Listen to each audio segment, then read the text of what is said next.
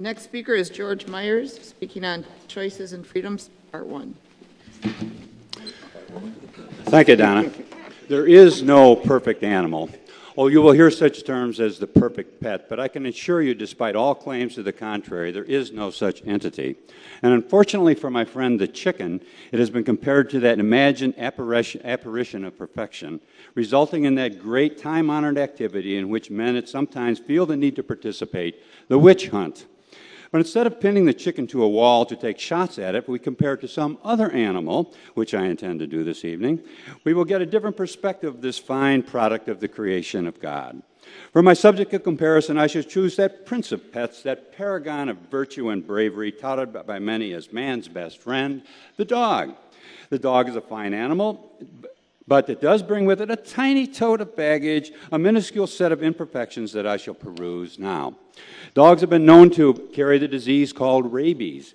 This disease can cause a dog to become aggressive and vicious, lose its sensibilities, revert to the source of its lineage, the wolf, and actually attack men. Being endowed with a fine set of teeth, a dog's bite can quickly pierce a man's skin, leaving him a recipient of that disease and in threat of his life. But worse, dogs have been known to maul children, even killing them in a seeming loss of domestic sensibilities.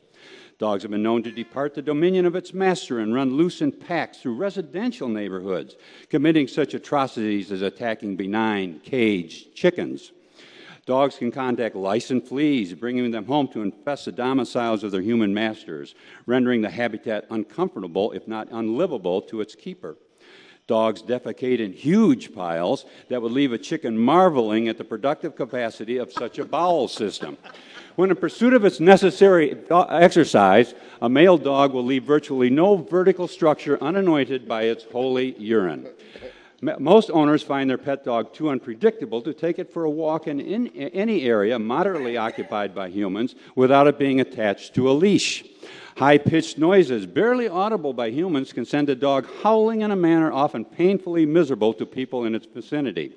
Dogs have been known to bark in such duration and volume as to leave nearby humans virtually insensible. But these imperfections are minor concerns to the general population. Why? Because we're familiar with dogs. Dogs and their liabilities have been part of the culture we've seen since before its inception. With a little effort, dogs can be reasonably controlled and handled.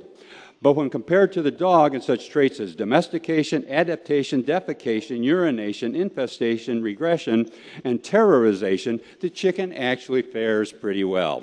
I feel confident asserting that during the last century, had we kept chickens by the numbers and diversity which we have dogs, we would find the chicken as acceptable, even more acceptable than the dog.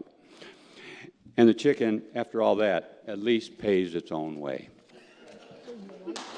Thank you. Sorry, no demonstrations.